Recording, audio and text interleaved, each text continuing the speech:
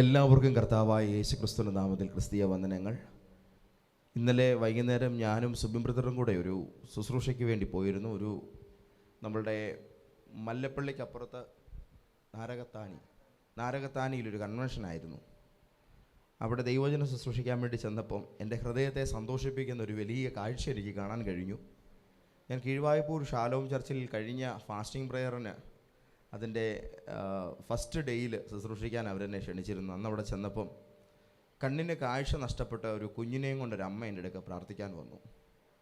അപ്പോൾ അവരുടെ വിഷയം അവരുടെ ജീവിത ഭാരങ്ങളൊക്കെ ആയിരുന്നുവെങ്കിലും എനിക്ക് നിയോഗം കർത്താവ് നൽകിയത് ആ കുഞ്ഞിൻ്റെ കണ്ണുകൾക്ക് വേണ്ടി പ്രാർത്ഥിക്കാനാണ്. അപ്പോൾ ആ കുഞ്ഞിൻ്റെ കാഴ്ച കിട്ടുന്ന അവസ്ഥയ്ക്ക് വേണ്ടി പ്രാർത്ഥിച്ചപ്പോൾ അതിൻ്റെ മാതാപിതാക്കൾക്ക് പോലും അതൊരു വിശ്വാസമുള്ള കാര്യമായിരുന്നില്ല. പക്ഷേ ഞാൻ വളരെ ആത്മാർത്ഥതയോടുകൂടി ആ പൈതലിന് വേണ്ടി പ്രാർത്ഥിച്ചു. ഇന്നലെ വൈകിട്ട് ഞാൻ ആ കൺവെൻഷനിൽ ചെല്ലുമ്പോൾ ആ പൈതലിൻ്റെ അടുക്ക വന്നു.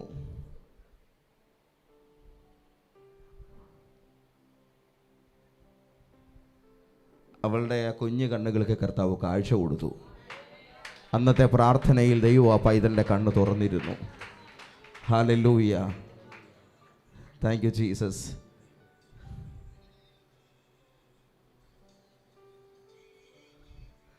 ഹല്ലേലൂയ. ഈ ദിവസങ്ങളിൽ ദൈവം നമ്മുടെ സഭയിൽ ക്രിയേറ്റീവ് മിറക്കിളുകളാണ് ചെയ്യുന്നത്. കഴിഞ്ഞ ഞായറാഴ്ച സംസാരിക്കാൻ കഴിയാത്ത ഒരാൾ ആരാധനയുടെ നടുവിൽ കർത്താവ് തൊട്ടതിനെ തുടർന്ന് സംസാരിക്കുന്നത് നമ്മൾ കേട്ടു.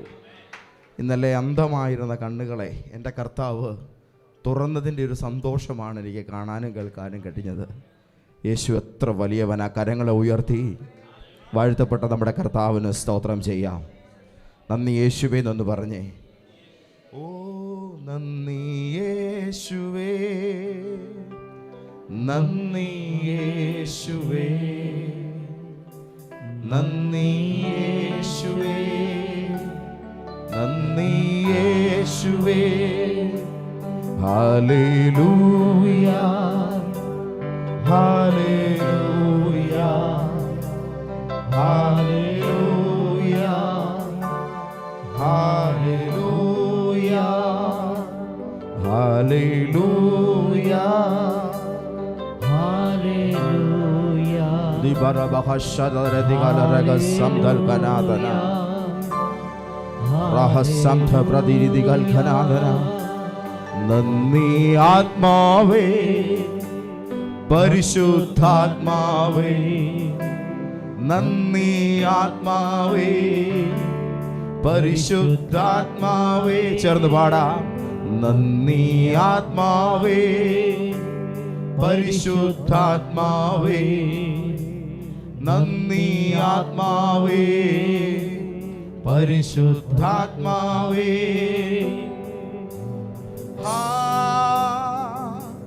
ഹല്ലേലൂയ,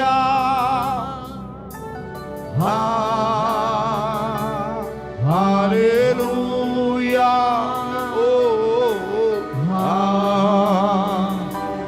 ഹല്ലേലൂയ,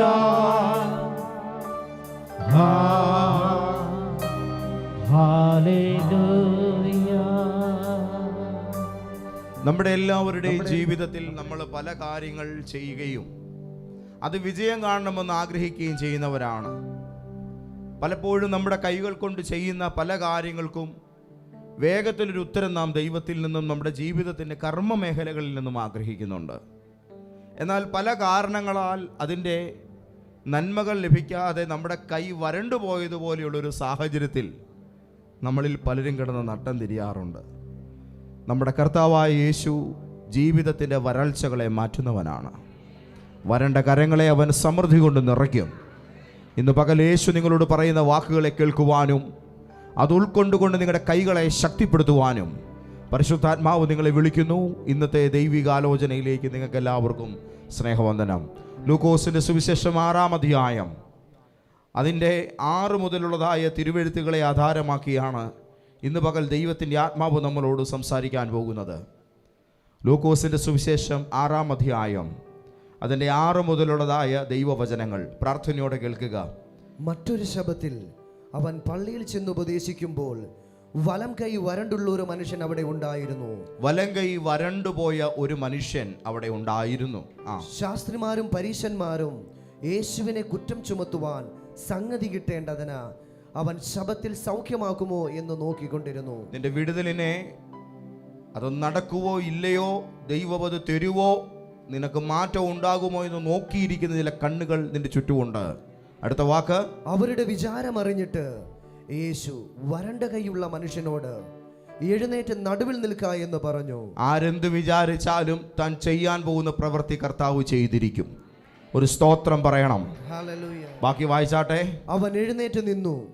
യേശു അവരോട്, ഞാൻ നിങ്ങളോട് ഒന്ന് ചോദിക്കട്ടെ, ശബത്തിൽ നന്മ ചെയ്യുകയോ തിന്മ ചെയ്യുകയോ ജീവനെ രക്ഷിക്കുകയോ നശിപ്പിക്കുകയോ ഏതു വിഹിതമെന്ന് ചോദിച്ചു. അവരെയെല്ലാം ചുറ്റും നോക്കിയിട്ട് ആ മനുഷ്യനോട് കൈ നീട്ടുക എന്ന് പറഞ്ഞു. വിമർശിക്കാൻ നോക്കി നിൽക്കുന്ന വായെ മൂടിക്കെട്ടിക്കൊണ്ട് ഒരുത്തനും ചിമുക്കാൻ പോലും കഴിയാത്തൊരവസ്ഥ അവിടെ സംജാതമാക്കി കർത്താവ് വരണ്ട കൈയുള്ളവനെ സൗഖ്യമാക്കുവാൻ തീരുമാനിച്ചു. ആ മനുഷ്യനോട് യേശു പറഞ്ഞ വാക്ക് കൈ നീട്ടുക. എല്ലാവരും മുൻപോട്ട് ആ കൈ ഒന്ന് നീട്ടിപ്പിടിച്ചേ. യേശു പറഞ്ഞു കൈ നീട്ടുക, കൈ നീട്ടുക.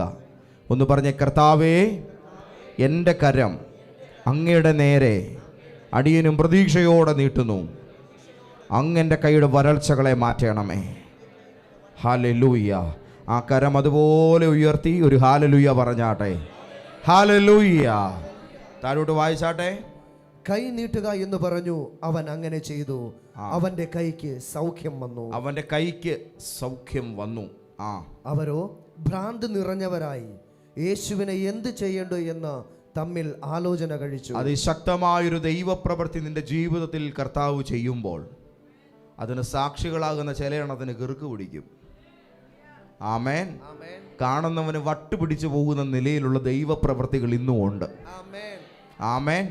ചിലരുടെ അവസ്ഥ ദൈവം മാറ്റുമ്പോൾ ചിലതൊക്കെ തലയുടെ സ്ഥിരത നഷ്ടപ്പെടുന്ന നിലയിൽ ആയിപ്പോകും. അത്രത്തോളം വിമർശന ബുദ്ധിയോടും അസൂയയോടും കൂടി ഇരിക്കുന്ന പലതിൻ്റെയും വായെ അടയ്ക്കുന്ന, അവരുടെ കണ്ണുകൾക്ക് നിഷേധിക്കാൻ കഴിയാത്ത തീവ്രമായ ദൈവപ്രവൃത്തികൾ നിങ്ങൾക്ക് വേണ്ടി കർത്താവ് തുറക്കാൻ പോകുകയാണ്. ആ കാര്യങ്ങളെ ഉയർത്തി കർത്താവിന് നന്ദി പറഞ്ഞാട്ടെ. ദൈവവചനത്തിൽ കൈ വരണ്ടുപോയ മനുഷ്യരുടെ ഒരു നിര തന്നെയുണ്ട്. ഈ മനുഷ്യൻ്റെ പേരിവിടെ പ്രതിപാദിക്കുന്നില്ല, പക്ഷേ ഇതൊരടയാളമാണ്. ദൈവവചനം ആഴത്തിൽ പരിശോധിക്കുമ്പോൾ സഹോദരന്മാരെ, സഹോദരിമാരെ, നമ്മുടെ കൈകൾ എന്തുകൊണ്ട് വരണ്ടു പോകുന്നു എന്നതിന് ദൈവത്തിൻ്റെ വചനം കൃത്യമായിരിക്കുന്ന ആൻസർ നൽകുന്നുണ്ട്.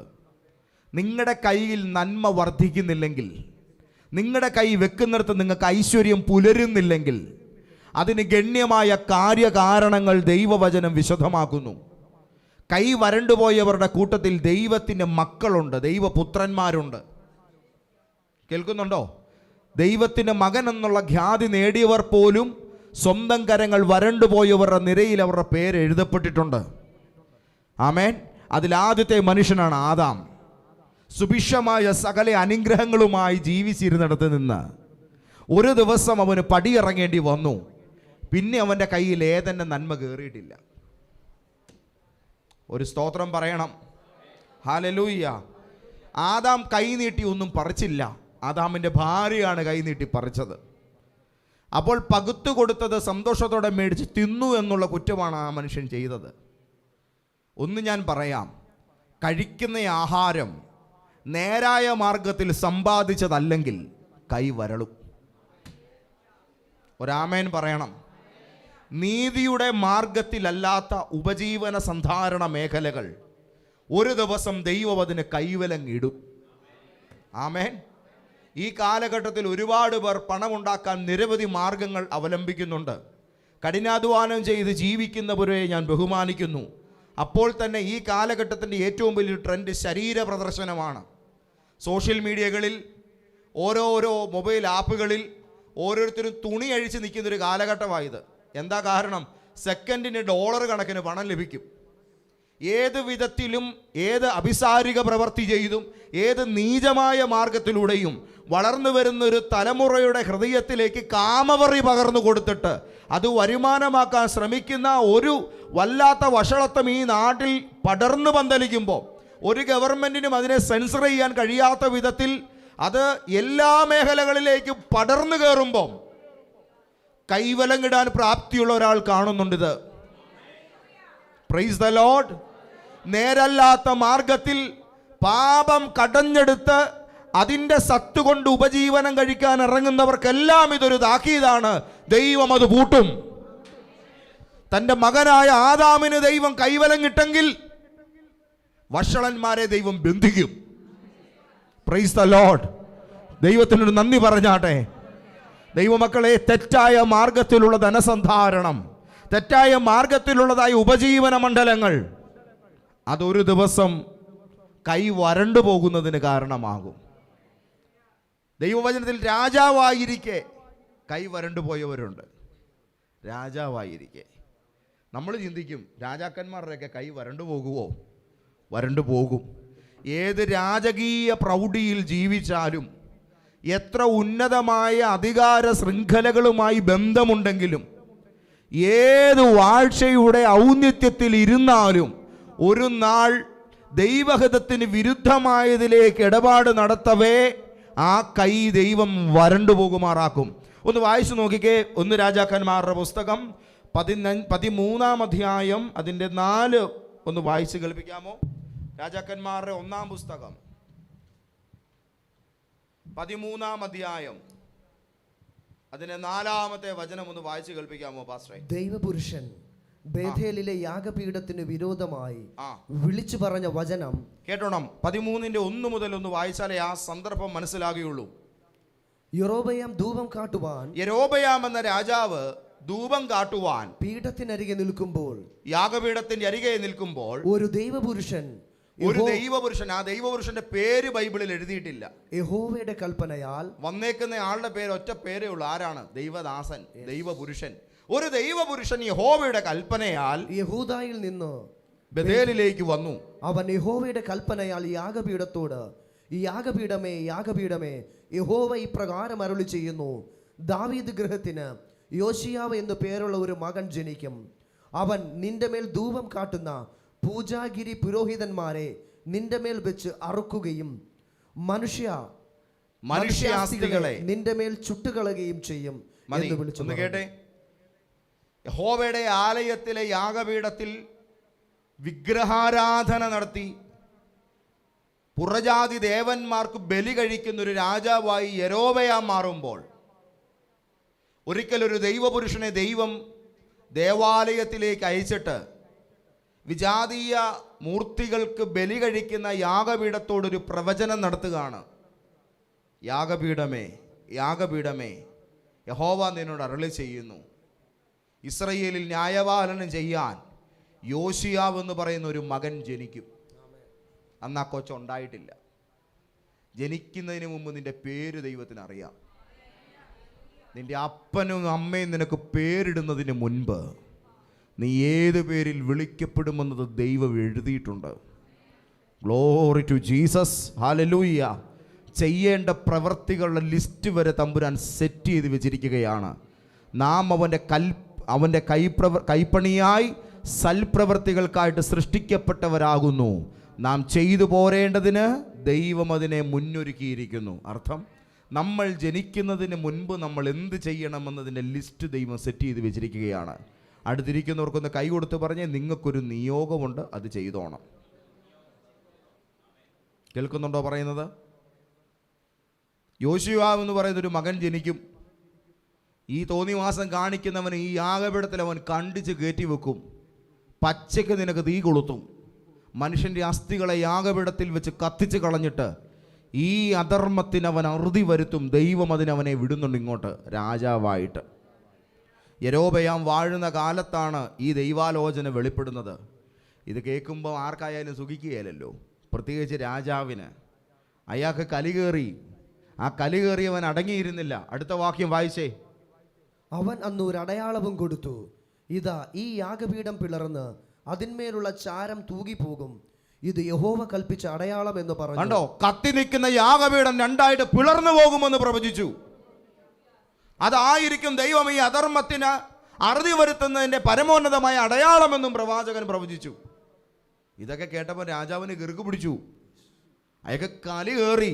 അടുത്ത വാക്യം, ദൈവപുരുഷൻ ബേഥേലിലെ യാഗപീഠത്തിന് വിരോധമായി വിളിച്ചു പറഞ്ഞ വചനം യൊരോബയാം രാജാവ് കേട്ടപ്പോൾ അവൻ യാഗപീഠത്തിങ്കൽ നിന്ന് കൈ നീട്ടി അവനെ പിടിപ്പിനെന്ന് കൽപ്പിച്ചു. കണ്ടോ, യാഗപീഠത്തിന്റെ അരികിലിരിക്കുന്ന രാജാവ് താൻ ധൂപം കാട്ടിക്കൊണ്ടിരിക്കുന്ന വിദ്യാമൂർത്തികൾക്ക് കർമ്മം ചെയ്യുന്നവന്റെ കൈ അവിടെ നിന്ന് പിൻവലിച്ചിട്ട് പറഞ്ഞു, അവനെ പിടിക്ക്.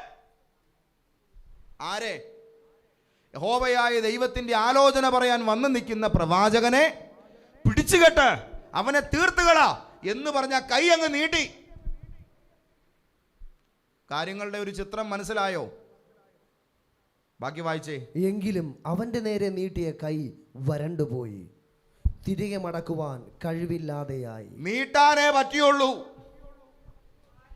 ആ കൈ തിരിച്ചു വലിക്കാൻ രാജാവിന് പറ്റിയില്ല. നീട്ടിയ കൈ അങ്ങനെ നിന്നു. ആ കൈ പച്ചയ്ക്ക് ഉണങ്ങിപ്പോകുന്നത് രാജാവ് അനുഭവിക്കേണ്ടി വന്നു. വിഗ്രഹാരാധനയിലേക്ക് കൈ നീട്ടിയാൽ നിന്റെ കൈ ഉണങ്ങും.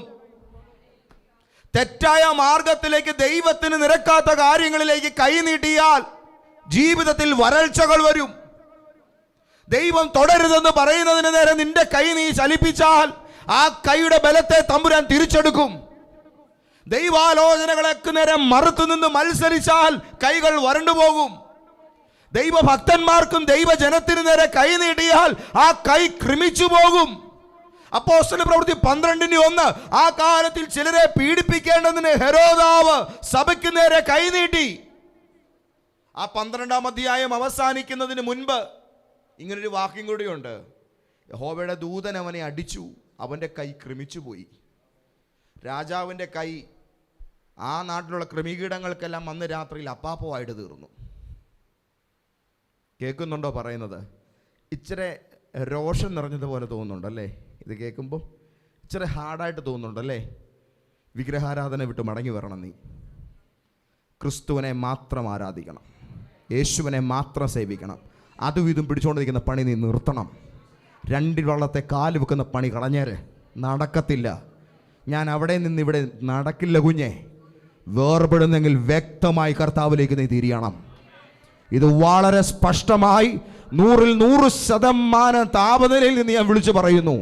ദൈവം ചില കുടുംബങ്ങൾക്ക് ലാസ്റ്റ് വാർണിംഗ് ആയിട്ട് ഈ ദൈവാലോചന തരികയാണ്. ഇനി നിങ്ങൾക്കൊരു ഓപ്ഷൻ ഇല്ല. ഇന്ന് തന്നെ മാനസാന്തരത്തിനും സ്നാനത്തിനും തീരുമാനമെടുത്തോണം. ഇന്ന് തന്നെ ദൈവകൃപയിലാകാൻ നീ മനസ്സ് വെച്ചോണം. ഇനി നിന്റെ കാല് ചലിക്കുന്നത്, ഇനി നിന്റെ കൈ ചലിക്കുന്നത് ദൈവത്തിന്റെ കരുണയാലാണ്. ഇനി അത് വിഗ്രഹാരാധനയിലേക്ക് പോകാനല്ല, ഇനി അത് തെറ്റായ മാർഗത്തിലേക്ക് നീങ്ങാനല്ല, ഇനി അത് പാപത്തിലേക്ക് പോകാനല്ല. അത് യേശുവിനായി നിൽക്കേണ്ടതാണ്. അത് നിനക്ക് ആരോഗ്യം തന്ന കർത്താവിനെ വാഴ്ത്തപ്പെടേണ്ടതാണ്. അത് നിനക്ക് പ്രാണൻ നൽകി ജീവൻ നൽകി ദൈവത്തെ സ്തുതിക്കേണ്ടതാണ്. അവന് വേണ്ടി നിന്റെ ശരീരങ്ങളെ ജീവനും വിശുദ്ധിയും ദൈവത്തിന് പ്രസാദവുമുള്ള യാഗമായി സമർപ്പിക്കുക. Praise the Lord. നമ്മളൊരു മയം പിടിച്ച ആൾക്കാരാ. പക്ഷെ ചിലരോട് ഞാൻ പറയുന്നു, നിങ്ങളുടെ ജീവിതത്തിൽ എണ്ണ പുരട്ടിയ കാലം കഴിഞ്ഞു. നീ വറചട്ടിയിലോട്ട് എടുത്ത് വെക്കാൻ പോവാ. സൂക്ഷിച്ചോണം. ഒരു പക്ഷെ ചെറിയൊരു പ്രാർത്ഥന കൊണ്ട് പരിഹരിക്കാൻ വയ്യാത്ത നിലയിൽ വരൾച്ചകൾ വരാം. This is very important. കർത്താവിനോട് അത്രമാത്രം ശക്തമായിട്ട് ഈ ആലോചന പറയുന്നത്. രാവിലെ ഞാൻ എഴുന്നേറ്റ് ഒരുപാട് സമയം പ്രാർത്ഥിക്കാനിരുന്നു. ആ പ്രാർത്ഥനാ നേരം ദൈവത്തിൻ്റെ ആത്മാവിനോട് വളരെ ശക്തമായിട്ട് പറഞ്ഞു, ഇന്ന് ഈ കൂട്ടായ്മയിൽ വരുന്ന ചിലരോട് ശക്തമായി പ്രവചിക്കുക. അവരോട് എന്നിലേക്ക് തിരിച്ചു വരാൻ പറയുക. നീ കർത്താവിലേക്ക് യഥാസ്ഥാനപ്പെട്ടാൽ നിനക്കൊരു വലിയ വിടുതലുണ്ട്. നീ കർത്താവിലേക്ക് തിരിഞ്ഞാൽ നിന്റെ കുടുംബത്തിൽ വലിയൊരു മാറ്റമുണ്ട്. നിന്റെ ഈ ഉഴപ്പൻ നയങ്ങളും മുടന്തൻ സമ്പ്രദായങ്ങളും കൊണ്ട് ഇനി നിനക്ക് ഒരു പുതിയ ജീവിത പുരോഗതി കാണാൻ പറ്റത്തില്ല. കർത്താവിനെ വാസ്തവമായി തേടേണ്ടതുപോലെ തേടട്ടെ. ദുഷ്ടൻ തൻ്റെ വഴികളെ വിട്ട് വീണ്ടും വിചാരത്തോടെ കർത്താവിൻ്റെ ദയയ്ക്കു വേണ്ടി നീ വിലപിക്കട്ടെ. ഒരു കരുണയുടെ വർഷം ദൈവം അയക്കും. Praise the Lord. അപ്പോൾ നോക്കുക, ദൈവത്തിൻ്റെ മകനായിട്ടും കൈവരണ്ടു പോയ ആദാം, 2 രാജാവായിട്ടും കൂടെ കൈവരണ്ടു പോയ യൊരോബയാം, 3 മറ്റൊരാളെ നമ്മൾ ദൈവവചനത്തിൽ കാണുന്നുണ്ട്. അവരെക്കുറിച്ച് എഴുതിയിരിക്കുന്നത് സെഖരിയ പ്രവാചകന്റെ പുസ്തകത്തിലാണ്. വായിച്ചേ 11:17. വേഗം വായിച്ച പാസ്റ്റർ. സെഖരിയ പ്രവാചകന്റെ പുസ്തകം 11:17. ആട്ടിൻകൂട്ടത്തെ ഉപേക്ഷിച്ചു കളയുന്ന ആട്ടിൻകൂട്ടങ്ങളെ ഉപേക്ഷിച്ചു കളയുന്ന തുമ്പുകെട്ട ഇടയൻ അയ്യോ കഷ്ടം. അയ്യോ കഷ്ടം. അവന്റെ ഭുജത്തിനും വലം കണ്ണിനും വരൾച്ച. അവന്റെ ഭുജത്തിനും വലത്തെ കണ്ണിനും, കൈ മാത്രമല്ല കണ്ണും കൂടെ ഞാൻ എടുത്തു കളയും. ഇതാരെ കുറിച്ച് പറയുന്നു? ഇസ്രായേലിന്റെ ഇടയനായ യഹോവയാം ദൈവം തൻ്റെ ജനത്തെ നോക്കുവാൻ വേണ്ടി ചുമതലപ്പെടുത്തിയ ഇടയന്മാർ അവർ അവിശ്വസ്തരായി തീർന്നപ്പോൾ അവരോടുള്ള ന്യായവിധിയുടെ വാക്കായിട്ടാണ് ഈ വാക്ക് തമ്പുരാൻ വിളിച്ചു പറയുന്നത്. ഒറ്റ വാക്കിൽ ഞാനതിനെ സംശദീകരിക്കാൻ ആഗ്രഹിക്കുന്നു. ദൈവം നിന്നെ ഏൽപ്പിച്ച ഒരു ഉത്തരവാദിത്വമുണ്ടെങ്കിൽ, കർത്താവ് നിന്നെ ഏൽപ്പിച്ച ഒരു വിളിയുണ്ടെങ്കിൽ, ദൈവം നിന്നെ ഏൽപ്പിച്ച ഒരു ചുമതലയുണ്ടെങ്കിൽ, ഒരു നാഴിക പോലും അതിൽ ഉഴപ്പരുത്, പുറകോട്ട് പോകരുത്. ദൈവം നിന്റെ ജീവിതത്തിൽ ഒരു വരൾച്ചിടുന്നതിന് മുമ്പ് ഒരു സമൃദ്ധിയെ കൊയ്യുവാൻ വിളിക്കപ്പെട്ടവനായി നീ തിരഞ്ഞെടുക്കപ്പെട്ടിരിക്കുകയാൽ അതിലേക്ക് ഓടി വരാൻ കർത്താവ് നിന്നോട് പറയുന്നു.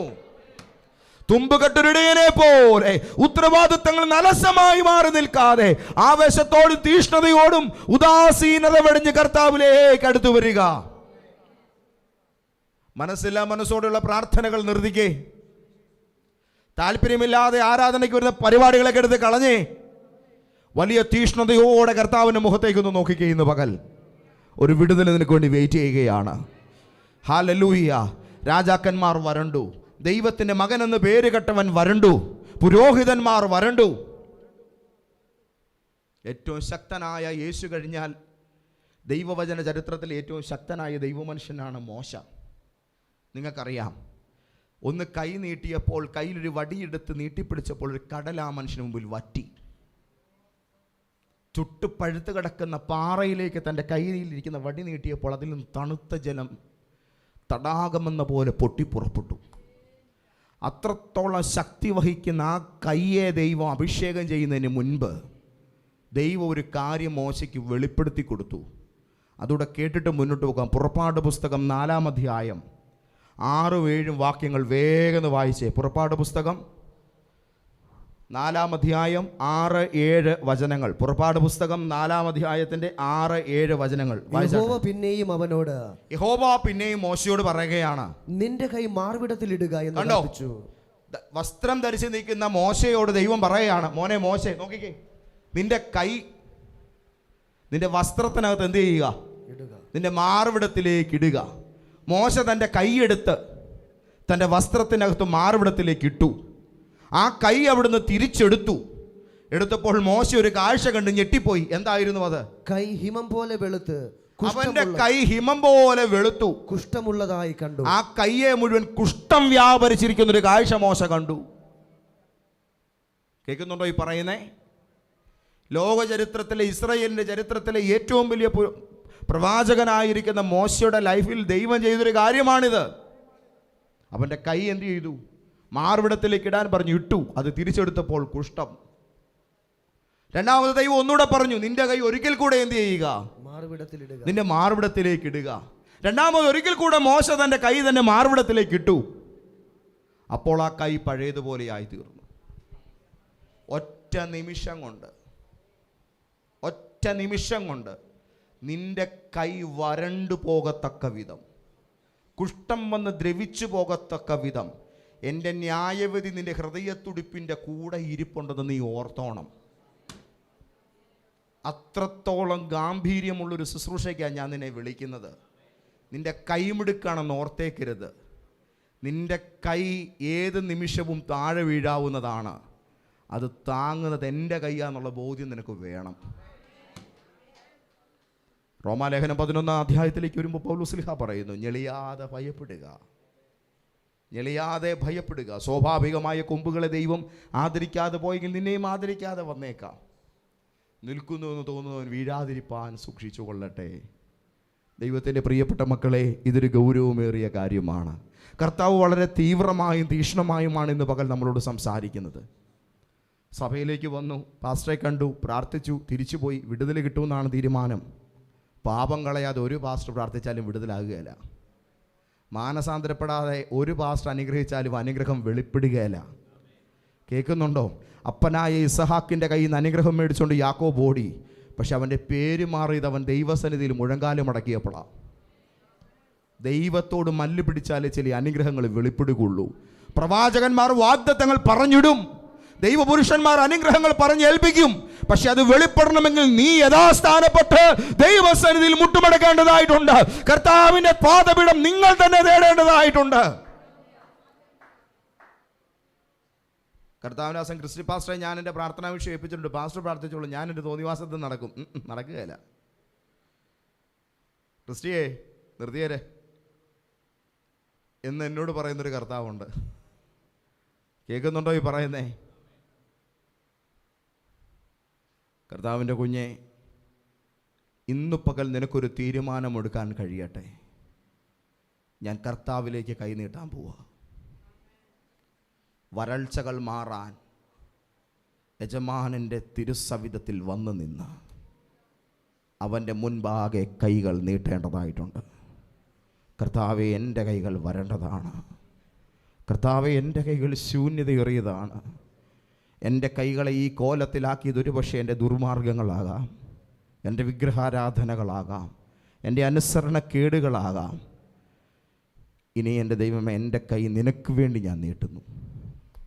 ആർക്കിന്ന് പകൽ പറയാൻ കഴിയും? ആരുടെ ജീവിതത്തിൽ ഇന്ന് പകൽ ഈ ഒരു തീരുമാനമുണ്ടാകും? കർത്താവിലേക്ക് വാസ്തവമായും കരങ്ങൾ നീട്ടപ്പെട്ടാൽ നിങ്ങളുടെ കരങ്ങളെ ചേർത്ത് പിടിക്കുന്നൊരു നല്ല കർത്താവ് ഇന്ന് പകൽ ഇവിടെ വന്നിട്ടുണ്ട്. യേശു നിങ്ങളെ തൊടുവാൻ ആഗ്രഹിക്കുന്നു. ദൈവം നിങ്ങളുടെ ജീവിതത്തിൽ ഒരു വ്യത്യാസം വരുത്തുവാൻ താല്പര്യപ്പെടുന്നു. നിങ്ങളുടെ കരങ്ങളിൽ ഇന്ന് പകൽ 1000 നന്മകൾ നിറയണം. പക്ഷെ അതിലുപരിയായി യേശു നിങ്ങളുടെ കയ്യിൽ പിടിക്കണം. Praise the Lord, hallelujah. ഒരു മാത്രം നേരത്തേക്ക് ദൈവത്തിൻ്റെ കരം നമ്മളെ വിട്ടുമാറിയാൽ പിന്നെ നമ്മളില്ല. ഒരു സീസൺ അനുഗ്രഹിക്കപ്പെട്ടിട്ട് അടുത്ത സീസൺ ദുരിതമാണെങ്കിൽ നമ്മൾ ഉണ്ടാക്കിയതെല്ലാം അവതാളത്തിലായി പോകും. പക്ഷേ സദാകാലവും കർത്താവിൽ സ്ഥിരമായിരിക്കുന്നൊരു ജീവിതമാണ് നിങ്ങൾ രൂപപ്പെടുത്തുന്നതെങ്കിൽ നിങ്ങൾ ഇവിടെയും വരാൻ പോകുന്ന നിത്യതയിൽ നിങ്ങളുടെ ജീവിതം ഭദ്രമായിരിക്കും. ഈ ലോക ജീവിതം പെട്ടെന്ന് കഴിഞ്ഞു പോകും. ഇതിനപ്പുറം നിത്യമായൊരു സന്തോഷം ദൈവം ഒരുക്കിയിട്ടുണ്ട്. ഇന്ന് ഈ കൈകൾ അവിടേക്ക് പിടിമുറുക്കേണ്ടതായിട്ടുണ്ട്. ഇവിടെയുള്ള പലതിനെയും വിട്ടിട്ട് അങ്ങോട്ടേക്കൊന്ന് പിടിമുറുക്കേണ്ടതായിട്ടുണ്ട്. ദൈവത്തിൻ്റെ പൈതലെ, പരിശുദ്ധാത്മാവ് വളരെ വ്യക്തമായിട്ട് ഇന്ന് പകൽ നിന്നോട് സംസാരിക്കുന്നു. നീ ഏത് മതത്തിൽ നിന്ന് വന്നവനായാലും, ഏത് സമുദായത്തിൽ നിന്ന് വന്നവനായാലും, ഏത് വെല്ലുപള്ളിയിൽ നിന്ന് വന്നവനായാലും, യേശുവിനെ നേർക്ക് നീട്ടേണ്ടതുപോലെ ഹൃദയം തുറന്ന് കൈ നീട്ടിയില്ലെങ്കിൽ കാര്യങ്ങൾ അവതാളത്തിലാണ്. പാരമ്പര്യങ്ങൾ നിന്നെ ഒരു വഴി വരെ സഹായിക്കും. കൊട്ടിഘോഷിച്ചൊരു ശവോടൊക്കെ നടത്തുന്നത് വരെ അവർ നിങ്ങളുടെ കൂടെ റീത്ത് വെച്ച് കൂടെ നിന്ന് അച്ചായം വലിയവനാനെന്നും പറഞ്ഞ് പാട്ടുപാടി നിൽക്കും. അന്ന് രാത്രി മുതൽ നിങ്ങളുടെ ശരീരത്തോട് പച്ചമണ്ണും പുഴുക്കളും സംസാരിക്കും. അഴിഞ്ഞു പോകുന്ന ഈ ശരീരത്തിനപ്പുറത്ത് അനാഥമായി പോകുന്ന ആത്മാവിന് നിലവിളികൾ കൊണ്ട് ഈ ആത്മലോകത്ത് നിന്റെ പ്രാണൻ കിടന്ന് പെടയും. അന്ന് കിടന്ന് നിലവിളിക്കാതിരിക്കണമെങ്കിൽ ഇന്ന് യേശുവിനെ ഏറ്റെടുത്തോണം. ചേരേണ്ടതുപോലെ സ്നാനമേറ്റ് കർത്താവിന്റെ കൃപയിൽ കയറിക്കോണം. ഇനി ഒരു അവസരം ചിലർക്കില്ല. ചിലരുടെയൊക്കെ ജീവിതത്തിന്റെ ഒരു സമയം എത്തിയിട്ടുണ്ടെന്ന് കർത്താവിനോട് പറയുന്നു.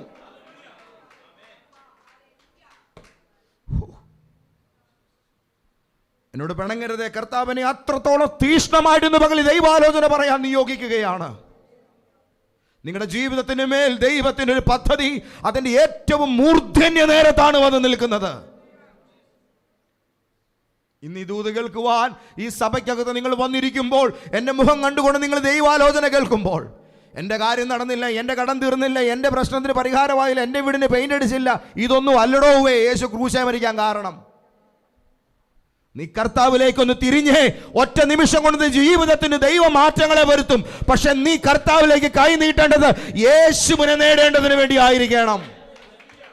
കർത്താവിനെ നേടേണ്ടതിന് വേണ്ടി ആയിരിക്കണം, മറ്റൊന്നിനും വേണ്ടിയല്ല. Thank you Jesus. കഴിഞ്ഞ ദിവസം കുഞ്ഞുങ്ങളെ സ്കൂളിൽ ചേർക്കാൻ വേണ്ടി ചെന്നപ്പം, അഡ്മിഷൻ എടുക്കാൻ വേണ്ടി ചെന്നപ്പോൾ അവർ പിള്ളേർക്ക് ചോക്ലേറ്റ് കൊടുത്തു. ഹായ്, അവർ ഗ്രീറ്റിങ്സ് ഒക്കെ കൊടുത്തിട്ട് പിള്ളേർക്ക് ചോക്ലേറ്റ് കൊടുത്തു. ഈ ചോക്ലേറ്റ് തിന്നാൻ വേണ്ടിയാണോ കൊച്ചു പള്ളിക്കൂടത്തിൽ പോകുന്നേ? കുഞ്ഞുങ്ങളുടെ കയ്യിൽ നിന്ന് മുട്ടായി കൊടുക്കാൻ വേണ്ടിയാണോ നമ്മൾ പള്ളിക്കൂടത്തിൽ കൊണ്ട് ചേർക്കുന്നേ? യേശുവിൻ്റെ കയ്യിൽ നിന്ന് ചക്കര മുട്ടായി മേടിക്കാൻ വന്നവരെല്ലാം കേട്ടു, അവൻ്റെ കൈ കാൽവറിയിൽ തുളയ്ക്കപ്പെട്ടത് അതിനു വേണ്ടിയല്ല. താൽക്കാലികമായ സന്തോഷങ്ങൾക്ക് അപ്പുറത്ത് നിന്റെ ജീവിതം യേശു ക്രിസ്തുവിൽ യഥാസ്ഥാനപ്പെടേണ്ടതായിട്ടുണ്ട്. കുഞ്ഞെ, നീ ചെയ്യുന്ന പാപങ്ങൾ അവസാനിപ്പിക്കണം. നീ ചെയ്യുന്ന ഭോഗാസക്തികളിൽ നിന്ന് നീ മടങ്ങി വരണം. നീ പോകുന്ന വഴിപിഴച്ച ഇടപാടുകൾ നിർത്തണം. നീ ഒരു മാനസാന്തരത്തിലേക്ക് തിരിയണം. ദൈവം നിന്നെ വിളിക്കുന്നുണ്ട് ഇന്ന് പകൽ ശക്തമായി മടങ്ങി വരാൻ. Thank you Jesus. കരമുയർത്തി യേശുവേ നന്ദി എന്ന് പറഞ്ഞാട്ടെ. ഹല്ലേലൂയ. ക്രൂരമായ ശാപങ്ങളിൽ കിടന്ന് പല കുടുംബങ്ങളും ഇതിനകത്ത് നട്ടം തിരിയുന്നുണ്ട്. ഇന്ന് ഓൺലൈനിൽ എന്നെ കേൾക്കുന്ന ഒരുപാട് പേർ കിടന്ന് വലയുന്നുണ്ട്. എന്തുകൊണ്ട്? കഴിഞ്ഞ തലമുറ ദൈവത്തിന് നിരക്കാഴികളാണ് കാട്ടിക്കൂട്ടിയത്. ദൈവം എന്ന പേരിൽ വേണ്ടാത്ത പല വൃത്തികേടുകളെയും അവർ ആരാധിച്ചത്, സേവിച്ചത്, പിന്തുടർന്നത്, വഴിപാട് കഴിച്ചത്. അതിൻ്റെയൊക്കെ പരിണിത ഫലമായി വെച്ചുകെട്ടുകളേറെ പെടലിക്ക് കയറി തല ഉയർത്താൻ കഴിയാതെ, ജീവിതം നേരെയാക്കാൻ കഴിയാതെ കിടന്ന് ഓടുക. നിന്റെ തലമുറയും കൂടി ഗതികേടിലാകണോ? ആകണ്ട എന്നതാ തീരുമാനമെങ്കിൽ ആ ശിമയോൻ ചുമന്നൊരു ക്രൂശുണ്ട്. ആ ശിമയോൻ എടുത്തൊരു ക്രൂശുണ്ട്. അപ്പനും അമ്മയും ധൈര്യത്തോടെ ഇന്ന് അതിൻ്റെ കീഴിലേക്ക് വന്നു കയറിയാൽ ഒരു തലമുറയെ ദൈവം തിരിച്ചു പിടിക്കും. നിന്റെ മക്കളുടെ ഭാവി നിനക്ക് ഇവിടെ നേരെയാക്കാം. ഇനി എൻ്റെ ജീവിതം യേശുവിന് വേണ്ടി മാത്രമാണ്. Thank you Jesus. സഭയിലേക്ക് ദൈവം നിന്നെ കൊണ്ടുവന്നിരിക്കുന്നു. എന്തിനു വേണ്ടി? അപ്പാപ്പം നിന്നിട്ട് ഓടാൻ വേണ്ടിയല്ല, വെള്ളം കുടിച്ച് വീട്ടിൽ പോകാൻ വേണ്ടിയല്ല. നിത്യത വരെ നിന്റെ ജീവിതം കാണേണ്ടതിന് വേണ്ടിയാണ്. ഇന്നിവിടെ വന്നവരോട് ഞാൻ പറയുന്നു, ഒന്നെങ്കിൽ ഇവിടെ അല്ലെങ്കിൽ വേർപെട്ടൊരു കൂട്ടായ്മയിൽ നിങ്ങൾ കണ്ടിരിക്കണം. Thank you Jesus. ഹല്ലേലൂയ. നിങ്ങൾ നിൽക്കുന്ന ആചാരങ്ങളിൽ നിങ്ങൾക്ക് മഹത്വമോ വിടുതലോ ഉണ്ടെങ്കിൽ അവിടേക്ക് പോകൂ. നിങ്ങൾ നിൽക്കുന്ന സാമ്പ്രദായിക സമ്പ്രദായങ്ങളിൽ നിങ്ങൾക്ക് നിത്യജീവൻ കിട്ടുമെങ്കിൽ അതിനോട് തരാൻ പറയൂ. ഇല്ല, യേശുവാണ് അതിന്റെ പരിഹാരമെങ്കിൽ ഇനി നിന്റെ ജീവിതം യേശുവിന് വേണ്ടി തന്നെ കൊടുക്കണം. Thank you Jesus.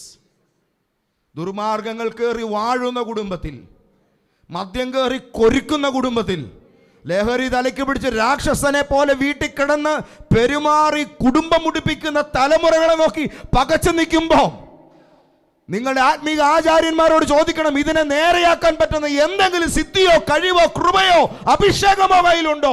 ഇല്ലെങ്കിൽ ഞാൻ യേശുവിലേക്ക് പോകുമെന്ന് പറഞ്ഞ് ഇറങ്ങിയേക്കണം. ബാക്കി കാര്യം ഞങ്ങൾ നോക്കിക്കോളാം. അത് പറയാനുള്ളത് എൻ്റെ ഉള്ളതുകൊണ്ടാണ് പറയുന്നത്. Price the Lord. ഹല്ലേലൂയ. കർത്താവിലേക്ക് തിരിയുക. യേശു അവനോട് പറഞ്ഞ് എഴുന്നേറ്റ് നിൽക്കുക. അന്നേരം സമൂഹത്തിന് പല അഭിപ്രായങ്ങളുണ്ട്.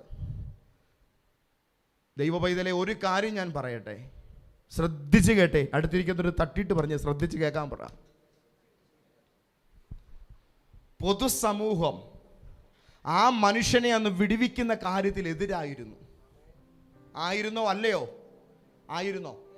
ആയിരുന്നു. ശബത്തിൽ ആ മനുഷ്യനെ സൗഖ്യമാക്കുന്നതിന് ആർക്ക് സമ്മതമല്ലായിരുന്നു? ആയിരുന്നോ? എന്നിട്ടും ഷീല സിസ്റ്ററെ, എന്നിട്ടും യേശു അവിടെയുള്ള ഒരുത്തൻ്റെയും അഭിപ്രായം നോക്കാതെ, അവിടെയുള്ള ഒരുത്തനെയും വകവെക്കാതെ വരണ്ട കൈയുള്ളവനെ വിടുവിച്ചു.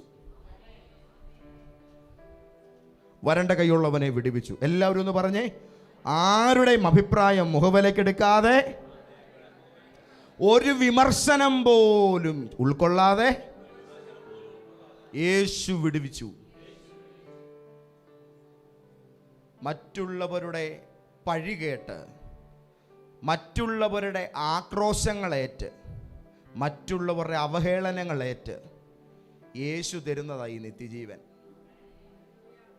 അവരും ഇവരും ക്രൂശിച്ചപ്പോഴും നിന്നെ വിടുവിക്കുന്ന ദൗത്യത്തിൽ നിന്ന് യേശു 4 ഇഞ്ച് പുറകോട്ട് മാറിയില്ല. ആ ക്രൂശുമായിട്ട് മുന്നോട്ട് തന്നെ കയറുകയായിരുന്നു. പൊതുസമൂഹത്തിൻ്റെ അഭിപ്രായങ്ങളെ മുഖവിലക്കെടുക്കാതെ നിന്റെ ജീവിതത്തിന് വിടുതലൊരുക്കിയ ഈ കർത്താവിനെ അടുത്തിരിക്കുന്നവൻ എന്നാ പറഞ്ഞാലും, കുടുംബത്തുള്ളവരെന്നാ പറഞ്ഞാലും പിൻപറ്റുമെന്നുള്ളൊരു തീരുമാനം ഇന്ന് നീ എടുക്കണം. Price the Lord. ദൈവവചനം പറഞ്ഞു, എന്നെ മാനിക്കുന്നവനെ ഞാൻ മാനിക്കും. മനുഷ്യരുടെ മുമ്പിൽ എന്നെ ഏറ്റുപറയുന്നവനെ എൻ്റെ പിതാവിൻ്റെയും ദൂതന്മാരുടെ മുൻപാകെ ഞാനും ഏറ്റുപറയും. Thank you Jesus. അടുത്തിരിക്കുന്നവരോട് നമുക്ക് കർത്താവിനെ വാസ്തവമായി പിൻപറ്റാം.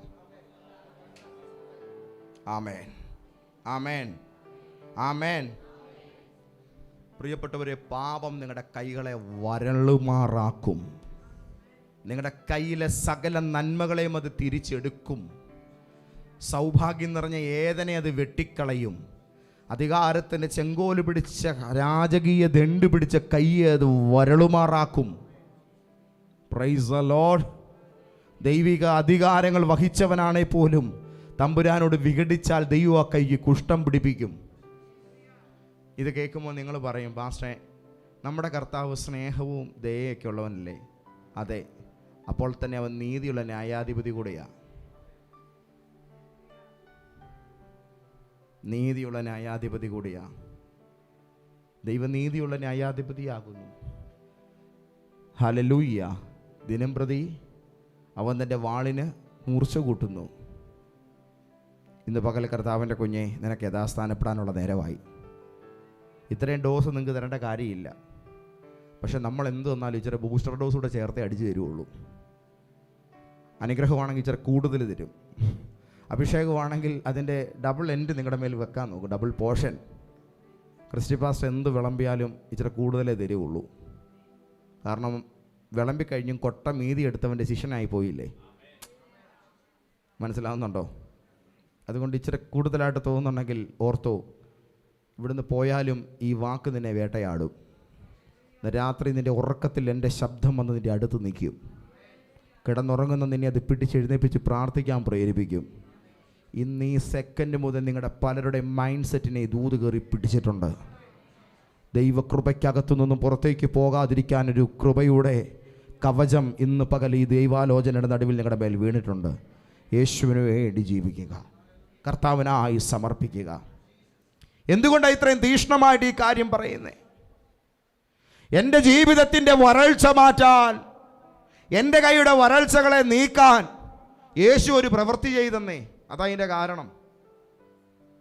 യേശു ഒരു പ്രവൃത്തി ചെയ്തു. എന്തായിരുന്നു ആ പ്രവൃത്തി? എഴുന്നേറ്റ് നിൽക്കുക, നിന്റെ കൈ നീട്ടുക എന്ന് ആ മനുഷ്യനോട് പറഞ്ഞതുപോലെ അല്ല കർത്താവ് എൻ്റെ കാര്യത്തിൽ ചെയ്തത്. എൻ്റെ ജീവിതത്തിൻ്റെ കൈയുടെ നന്മ തിരികെ വരാൻ യേശു എനിക്ക് വേണ്ടി ചെയ്ത കാര്യം, ഒരു പച്ച പൈൻമര കുരിശിന് ഇരുവശത്തേക്കും അവൻ തന്റെ കൈ നീട്ടിക്കൊടുത്തു എന്നുള്ളതാണ്. നീട്ടിക്കൊടുത്ത ആ കയ്യിൽ കാരിനും പാണി അടിച്ചിറക്കപ്പെട്ടു. ആ പരിശുദ്ധമായ കയ്യിലൂടെ ചോര വാർന്നു. ഒടുവിൽ തൊണ്ട വരളുന്ന തീ പെയ്തിറങ്ങുന്ന ആ ചുടുവെയിലത്ത് യേശുവിൻ്റെ കൈകൾ വരണ്ടുപോയി. ചോര വാർന്ന് വരണ്ട കൈകളുമായി, ചുരുണ്ടുപോയ വിരലുകളുമായി 6.5 മണിക്കൂർ ആ ക്രൂസിൽ അവൻ തൂങ്ങിക്കിടന്നു. എന്തിനു വേണ്ടി? ക്രിസ്റ്റി, നിന്റെ കൈ ഒന്ന് നേരെയാകാൻ എൻ്റെ കൈ ഞാനങ്ങ് കുരുതിക്ക് കൊടുക്കുക. Thank you Jesus. അത്രത്തോളം സങ്കടങ്ങളും വേദനകളും സഹിച്ചുകൊണ്ട് നമ്മുടെ ജീവിതത്തെ നേരെയാക്കാനാണ് യേശു ഈ പങ്കപ്പാട് പെട്ടത്. യേശു ആ മനുഷ്യനെ വിടുവിച്ച് അന്ന് തന്നെ യേശുവിനെ കൊല്ലണമെന്ന്, ഉപദ്രവിക്കണമെന്ന് അവന്മാർ കൂടി ആലോചിച്ചു. ഭ്രാന്ത് പിടിച്ചവർ ആലോചിച്ചു. ഒരു വിടുതൽ നടക്കുക, വിടുതൽ കൊടുത്തവനെ കൊല്ലണം. കേൾക്കുന്നുണ്ടോ ഈ പറയുന്നത്? Thank you Jesus. ഓ ഹല്ലേലൂയ.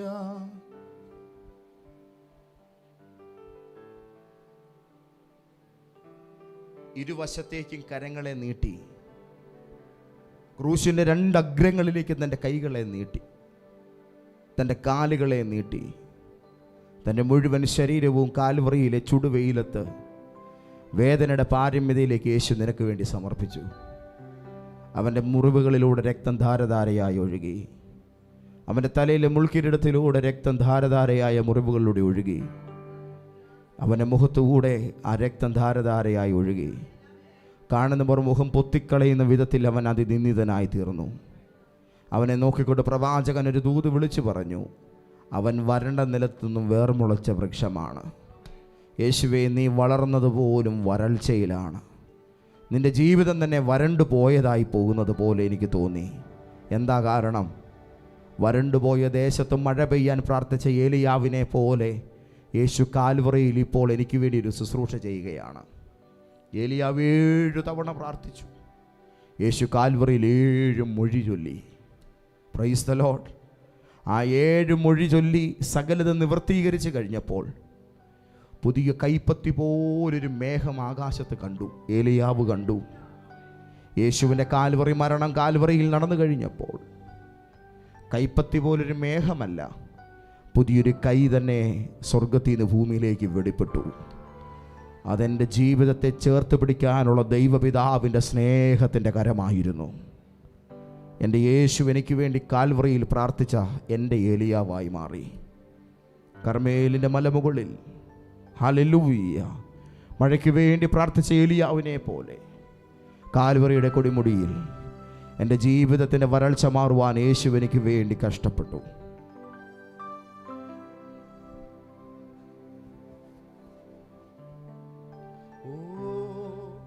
എന്നേശുനാഥനേ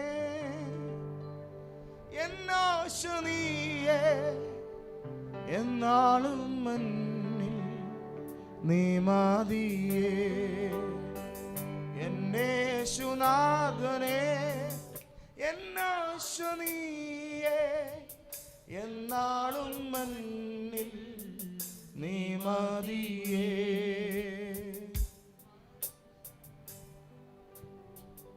ഇല്ലാതെ പാരിൽ പാരനിരാശയാ നീറും നേരം കൈത്താങ്ങലേകുവാ കണ്ണുനീർ തുടപ്പാ കർത്താവേ നീയല്ലാതാരുമില്ല.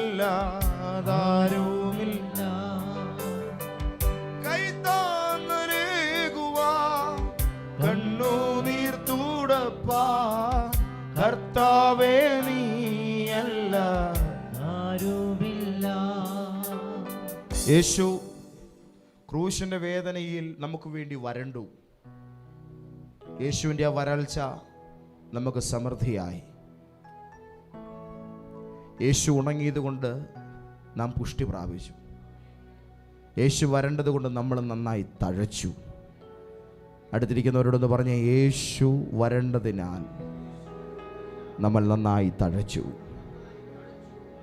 Thank you Jesus. യേശു വരണ്ട നിലത്ത് വളർന്നത് കൊണ്ട്, എല്ലാവരും പറഞ്ഞത് യേശു വരണ്ട നിലത്ത് വളർന്നത് കൊണ്ട് ഞാൻ ആറ്റരികത്തെ വൃക്ഷമായി. യേശുവിൻ്റെ കൈകൾ വരേണ്ടതുകൊണ്ട് എൻ്റെ കൈകൾ സമൃദ്ധമായി. പ്രിയപ്പെട്ട ദൈവമക്കളെ, നമ്മുടെ ജീവിതത്തിൽ കർത്താവ് ഇന്ന് പകൽ തൻ്റെ അത്ഭുതങ്ങൾ തുടരുവാൻ ആഗ്രഹിക്കുന്നു. ദേവാലയത്തിൽ വന്നിട്ട് കർത്താവ് പറഞ്ഞു, എഴുന്നേറ്റ് നിൽക്കുക, നിൻ്റെ കൈ നീട്ടുക. എഴുന്നേൽക്കുക, കൈ നീട്ടുക. തൻ്റെ ശുശ്രൂഷയുടെ ആദ്യ സമയത്ത് കർത്താവ് ചെയ്ത പരിപാടികളിൽ ഒന്നായത്. പള്ളിയിൽ വന്നു വരണ്ട കൈയുമായിരിക്കുന്ന മനുഷ്യനോട് പറഞ്ഞു, എഴുന്നേൽക്കുക, നടുവിൽ നിൽക്കുക, നിന്റെ കൈ നീട്ടുക. ക്രൂശീകരണത്തിന് മുൻപ് കർത്താവ് ഇത് തന്നെയാണ് പറഞ്ഞത്. 3.5 വർഷത്തെ ശുശ്രൂഷയുടെ ആ ഇനാഗുറേഷൻ സീസണിലാണ് യേശു ഇത് ചെയ്യുന്നത്. എഴുന്നേൽക്കുക, നടുവിൽ നിൽക്കുക, നിന്റെ കൈയെ മുന്നോട്ട് നീട്ടുക. എല്ലാവരും ഒന്ന് ശ്രദ്ധിച്ച് എഴുന്നേൽക്കുക, പറയൂ, നടുവിൽ നിൽക്കുക, കൈ നീട്ടുക. വൺസ് അഗൈൻ, എഴുന്നേൽക്കുക, നടുവിൽ നിൽക്കുക, കൈകളെ നീട്ടുക. വരൾച്ച മാറ്റാൻ ക്രൂശിലേക്ക് പോയിട്ട് തിരിച്ചു വന്നു. 3-ാം നാളിൽ ഉയർത്തെഴുന്നേറ്റ് തിരിച്ചു വന്നു. തിരിച്ചു വന്ന് കർത്താവ് ഇതേ ഡയലോഗ് പിന്നെയും പറഞ്ഞു. തിരിച്ചു വന്ന് നിൽക്കുന്ന യേശുവിനെ കണ്ടിട്ട് ഒരാൾ പറഞ്ഞു, എനിക്കത്ര വിശ്വാസമൊന്നും വരുന്നില്ല. കേൾക്കുന്നുണ്ടോ? എനിക്കത്ര വിശ്വാസമൊന്നും തോന്നുന്നില്ല, എനിക്കത്ര ഉറപ്പൊന്നും കിട്ടുന്നില്ല ഇത് യേശുവാണെന്നുള്ള കാര്യത്തിൽ. കർത്താവ് അദ്ദേഹത്തോട് പറഞ്ഞു, തോമസേ ഇങ്ങ് വാ, നിന്റെ കൈ നീട്ടുക, നിന്റെ കൈ നീട്ടുക, എൻ്റെ പാർശ്വത്തിലേക്ക് നിന്റെ കൈ ഇടുക. ആദ്യം കൈ നീട്ടിയത് ഒരു സൗഖ്യത്തിനു വേണ്ടിയാണെങ്കിൽ ഇന്ന് പകൽ യേശു നിന്നെ വിളിക്കുന്നവൻ്റെ മുറിവിലേക്ക് നിന്റെ ജീവിതം ബന്ധിപ്പിക്കാനാണ്. അവൻ്റെ രക്തമുണങ്ങാത്ത മുറിവിലേക്ക് നിങ്ങളുടെ ലൈഫിനെ കണക്ട് ചെയ്യാനാണ് യേശു നിങ്ങളെ വിളിക്കുന്നത്. വരിക, എൻ്റെ മുറിവിലേക്ക് നിന്റെ കൈകളെ നീ നീട്ടുക.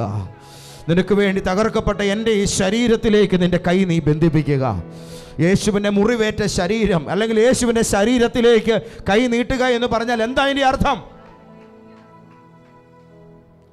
ശ്രദ്ധിച്ചേ, യേശുവിൻ്റെ മുറിവേറ്റതായ ശരീരത്തിലേക്ക് നിന്റെ വിരൽ കൊണ്ടുവന്നിടുക എന്ന് പറഞ്ഞാൽ അതിൻ്റെ അർത്ഥം എന്താണ്? യേശുവിൻ്റെ ശരീരം എന്താണ്? യേശുവിൻ്റെ ശരീരം എന്ന് പറഞ്ഞാൽ അവൻ്റെ സഭ എന്നാണ് അർത്ഥം.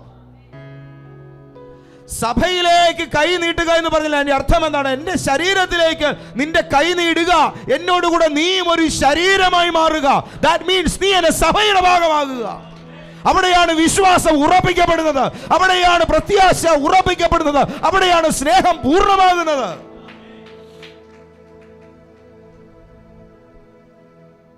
അപ്പം തിന്നിട്ട് പോയ 5000 യേശു ഇത് പറഞ്ഞില്ല.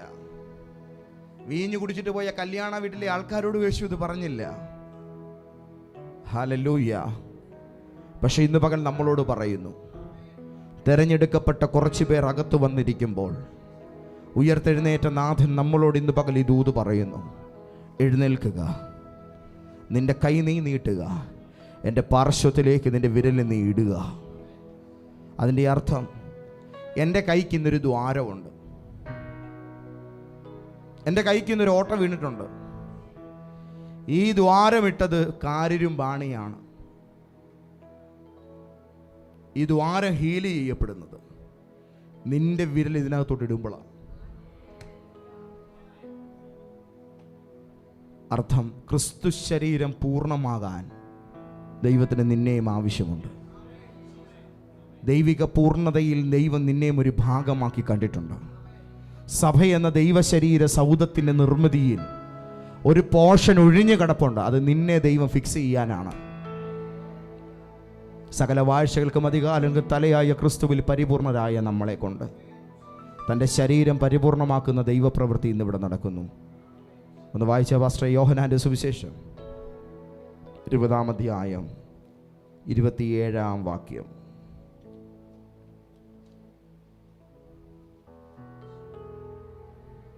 നിന്റെ വിരൽ 24-ാം വാക്യം.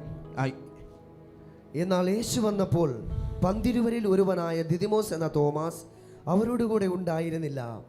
മറ്റേ ശിഷ്യന്മാർ അവനോട്, ഞങ്ങൾ കർത്താവിനെ കണ്ടു എന്ന് പറഞ്ഞാറേ. ഞാൻ അവൻ്റെ കൈകളിൽ ആണിപ്പഴുത് കാണുകയും ആണിപ്പഴുതിൽ വിരലിടുകയും അവൻ്റെ വിലാപ്പുറത്ത് കൈയിടുകയും ചെയ്തിട്ടല്ലാതെ വിശ്വസിക്കുകയില്ല എന്നവൻ അവരോട് പറഞ്ഞു. തോമസ് പറയുന്നത്, എനിക്ക് 2 സ്ഥലങ്ങളിൽ വിരലിടണം, തൊട്ടറിയണം. ഒന്ന്, യേശുവിനെ ആണിപ്പഴുതുള്ള ആ കൈയുടെ മുറിപ്പാടിനകത്ത് എനിക്ക് എൻ്റെ വിരലിടണം. എല്ലാവരും ശ്രദ്ധിച്ചേ. ഒന്നാമത് തോമസൻ അവിടെയാണ് സ്പർശിക്കേണ്ടത്. രണ്ടാമതായിട്ട് അദ്ദേഹം പറഞ്ഞത്, എനിക്കിനി ഒരിടത്തൂടെ സ്പർശിക്കണം. അത് ക്രൂശിൽ മരണപ്പെട്ട നമ്മുടെ കർത്താവിൻ്റെ അവസാനത്തെ തിരുമുറിവായിരിക്കുന്ന വിലാപ്പുറം. ഈ വാരിയെല്ലുകൾക്കിടയിലൂടെ ഒരു കുന്തം അങ്ങോട്ട് കുത്തിക്കയറ്റി ഒന്ന് പിരിച്ചപ്പോൾ അകന്നു മാറിയ 2 വാരിയെല്ലുകൾക്കിടയിലൂടെ അകത്തേക്ക് കുത്തിക്കയറിയ ആ കുന്തമുനയാൽ തുളയ്ക്കപ്പെട്ട യേശുവിൻ്റെ തിരുഹൃദയത്തിലേക്കുള്ള ആ വഴി രൂപപ്പെട്ടിരിക്കുന്ന ആ വിലാപ്പുറത്ത് എനിക്കെൻ്റെ വിരലൊന്നിടണം. അവിടെ എനിക്കൊന്ന് സ്പർശിക്കണം. എൻ്റെ വിശ്വാസം സ്ഥിരീകരിക്കപ്പെടാൻ ഇത് രണ്ടും വേണം. എന്താ അതിൻ്റെ അർത്ഥം? എല്ലാവരും ഇതിനൊരു അവിശ്വാസമായിട്ട് പറയും, ശരിയാണ്. പക്ഷെ ഒരു ദൂത് ഞാൻ നിങ്ങളോട് പറയാം. വിശ്വാസ സ്ഥിരീകരണത്തിൻ്റെ 2 തലങ്ങളാണത്. ഒന്ന്, കയ്യിൽ വിരലിടണം. എന്താ ഇതിൻ്റെ അർത്ഥം? എനിക്ക് ദൈവപ്രവൃത്തിയെ സ്പർശിക്കണം. 2, എനിക്ക് ദൈവത്തിൻ്റെ ഹൃദയത്തെ തൊടണം. ഹൃദയവും കരവും ചേർന്നൊരു വിശ്വാസ ബോധ്യത്തിലേക്കാണ് നമ്മൾ ഇന്ന് പകൽ ഒരുമിക്കപ്പെടേണ്ടത്.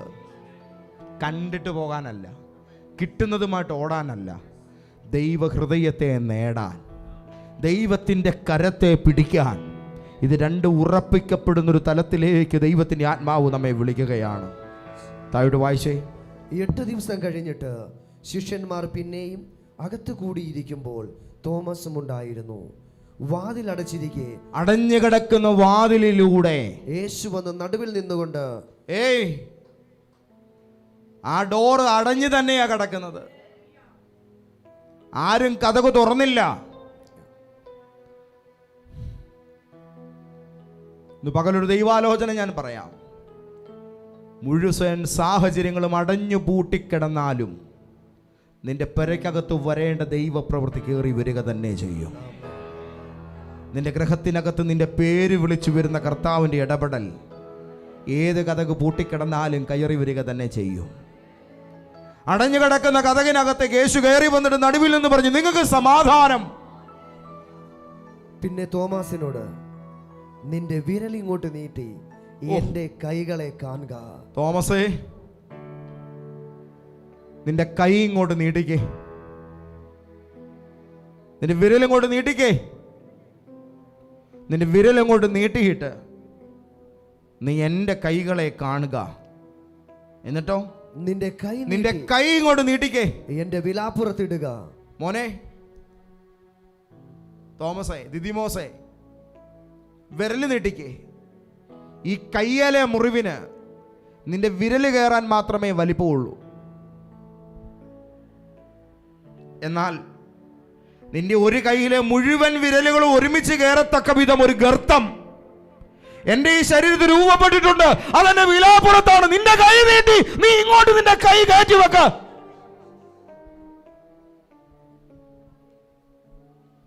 മോശയോട് പറഞ്ഞു, നീ നിന്റെ സ്വന്തം വസ്ത്രത്തിനകത്തേക്ക് നിന്റെ കൈ കയറ്റുക.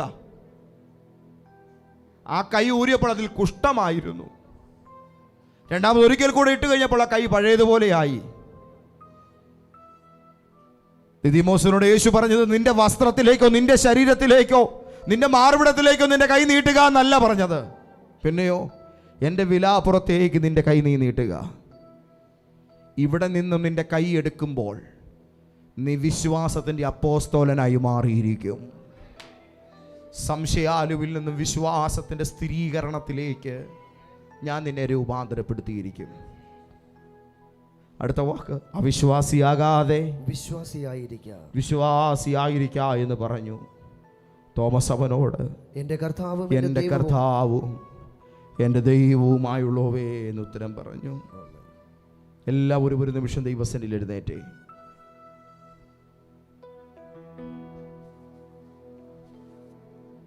യേശു എഴുന്നേൽപ്പിച്ചു. വരണ്ട കൈയുള്ളവനെ നടുവിൽ നിർത്തി. ഒന്ന് കേട്ടെ, ഇന്ന് വരൾച്ച മാറ്റും കേട്ടോ. കയ്യെ സൗഖ്യമാക്കും കേട്ടോ.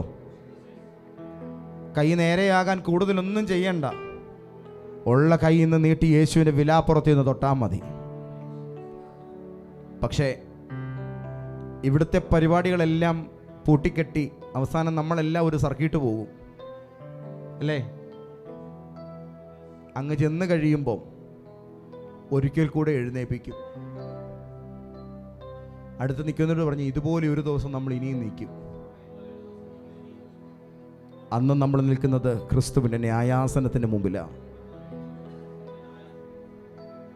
അവനവൻ ഇരിക്കുമ്പോൾ ചെയ്യുന്നത് നല്ലതാകലും തീയതാകലും അതിന് തക്കവണ്ണം പ്രാപിക്കേണ്ടതിന് നാം ക്രിസ്തുവിൻ്റെ ന്യായാസനത്തിന് മുൻപാകെ വെളിപ്പെടേണ്ടതാകുന്നു. ഒരു ദിവസം ഇനി നാം ഇതുപോലെ നിൽക്കും. അന്ന് കൈ വരണ്ടു പോയാൽ കാര്യങ്ങൾ അവതാളത്തിലാണ്. ഒന്ന് വായിച്ച് കേൾപ്പിച്ചേ. യെഹെസ്കേൽ പ്രവചനം 22-ാം അധ്യായത്തിൻ്റെ 14-ാം വാക്യം. ശ്രദ്ധിച്ച് ചെവിയെ നുള്ളി കേട്ടോണോ ഈ വാക്യം. ഞാൻ നിന്നോട് കാര്യം തീർക്കുന്ന നാളിൽ, അന്നാണ് നമ്മൾ തമ്മിലുള്ള കടങ്ങളും കാര്യങ്ങളും നമ്മൾ പറഞ്ഞു തീർക്കുന്നത്. എന്ന് എന്ന് മരണത്തിനപ്പുറം സ്വർഗത്തിലോട്ട് കയറി ചെന്നിട്ട് എൻ്റെ സിംഹാസനത്തിൻ്റെ മുമ്പിൽ ഞാൻ നിന്നെ ഇതുപോലൊരു എഴുന്നേൽപ്പിച്ച് നിർത്തും. അന്ന് ഈ ഭൂമിയിൽ നീ എനിക്ക് വേണ്ടി സഹിച്ചതിനൊക്കെ ഞാൻ ബഹുമതികൾ തരും. നീ ഇവിടെ എൻ്റെ നാമത്തിനു വേണ്ടി സഹിച്ച വേദനകൾക്ക് ഞാൻ അന്ന് പ്രതിഫലങ്ങളാൽ നിന്നെ മാനിക്കും. അന്ന് മൺമറഞ്ഞു പോയ വിശുദ്ധരെല്ലാം സന്നിഹിതരായിരിക്കും. അസംഖ്യം ദൈവദൂതന്മാർ സന്നിഹിതരായിരിക്കും.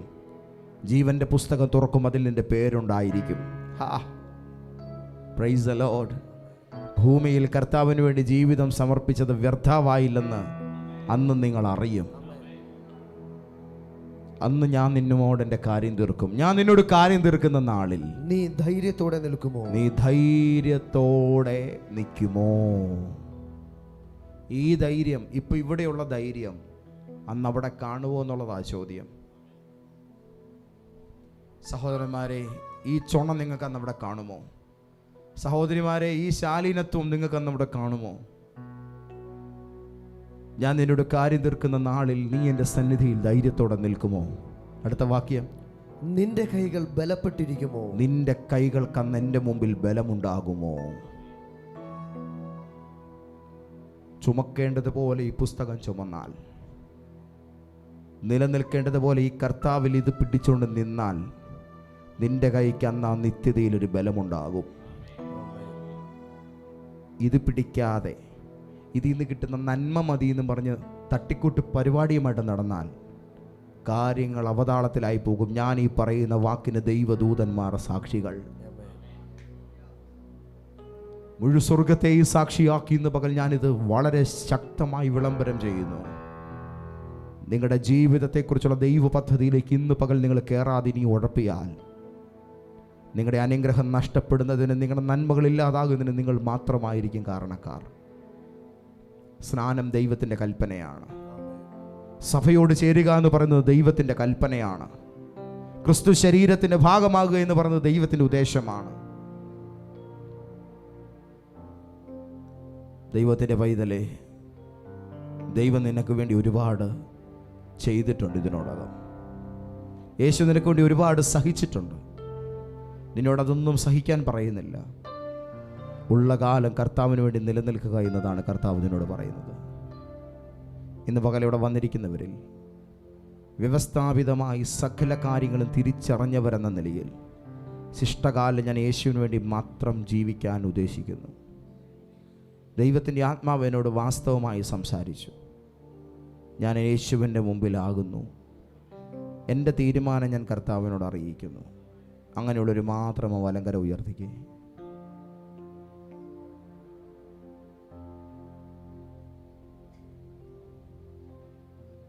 Thank you Jesus. ഞാൻ നിങ്ങൾക്കൊരു പ്രാർത്ഥന പറഞ്ഞു തരാം, നിങ്ങളത് പറയുക. കർത്താവായ യേശുവേ, എൻ്റെ കരങ്ങൾ അങ്ങ് കാണുന്നല്ലോ. ഞാൻ അങ്ങയോട് പറയുന്നു, ഇനി അങ്ങോട്ട് അങ്ങയുടെ കൂടെ അല്ലാതെ എനിക്കൊരു നിമിഷമില്ല. അങ്ങനെ ഏൽപ്പിച്ച ഏത് ഉത്തരവാദിത്വവും മടികൂടാതെ ചെയ്യാൻ, വിരസത കൂടാതെ ചെയ്യാൻ ഞാൻ എന്നെ സമർപ്പിക്കുന്നു. ദൈവഹിത പ്രകാരമല്ലാത്ത സകല മാർഗങ്ങളോടും ഞാൻ എന്നേക്കുമായി വിട പറയുന്നു. ഒരു വിശുദ്ധ ജീവിതത്തിലേക്ക്, ഒരു നീതിപൂർണമായ ജീവിതത്തിലേക്ക് എൻ്റെ കർത്താവേ ഞാൻ എന്നെ സമർപ്പിക്കുന്നു. യേശുവിനോട് കൂടുതൽ അടുത്ത്, ദൈവസഭയോട് ചേർന്ന്, ദൈവം എനിക്ക് ഇവിടെ തരുന്ന ഉത്തരവാദിത്വങ്ങളെല്ലാം വിശ്വസ്തയോടെ ചെയ്ത് പുറകോട്ട് മാറി നിന്നതിനെല്ലാം പകരമായി 10 ചുവട് മുന്നോട്ട് കയറി നിന്ന് ഞാൻ എന്നെ അങ്ങേക്കായി സമർപ്പിക്കുന്നു എന്ന് ഞാൻ എൻ്റെ കർത്താവെ അങ്ങയോട് ഉടമ്പടി ചെയ്യുന്നു. ഹല്ലേലൂയ. നിങ്ങളുടെ മേൽ ഇപ്പോൾ വന്നുകൊണ്ടിരിക്കുന്ന ഈ സമാധാനം ദൈവം നിങ്ങളെ തൊടുന്നതിൻ്റെ തെളിവാണ്. നിങ്ങളുടെ ഉള്ളിൽ എന്തോ ഒരു ആശ്വാസം തിങ്ങി നിറയുന്നത്, എന്തോ ഒരു സംതൃപ്തി നിങ്ങൾക്കിപ്പോൾ തോന്നുന്നത് കർത്താവ് നിങ്ങളെ നിറയ്ക്കുന്നതിൻ്റെ തെളിവാണ്. ദൈവത്തിൻ്റെ വാത്സല്യം നിങ്ങളെ വാരിപ്പുണരുന്നു. കർത്താവിൻ്റെ മക്കളെ, ദൈവം നിങ്ങളെ ചേർത്ത് പിടിക്കുന്നു. കർത്താവിൻ്റെ കുഞ്ഞുങ്ങളെ, കൂടുതൽ പ്രാർത്ഥിക്കാനുള്ളൊരു ദാഹം, ദൈവവചനം കൂടുതൽ വായിക്കാനുള്ളൊരു ദാഹം, ഇന്നു മുതൽ പ്രാർത്ഥന അങ്ങോട്ട് ആരംഭിക്കാൻ, ശക്തിയുള്ളൊരു ആത്മിക ജീവിതം അങ്ങോട്ട് തുടങ്ങാൻ കർത്താവ് നിന്നെ സഹായിക്കാൻ പോവുകയാണ്. Oh Jesus.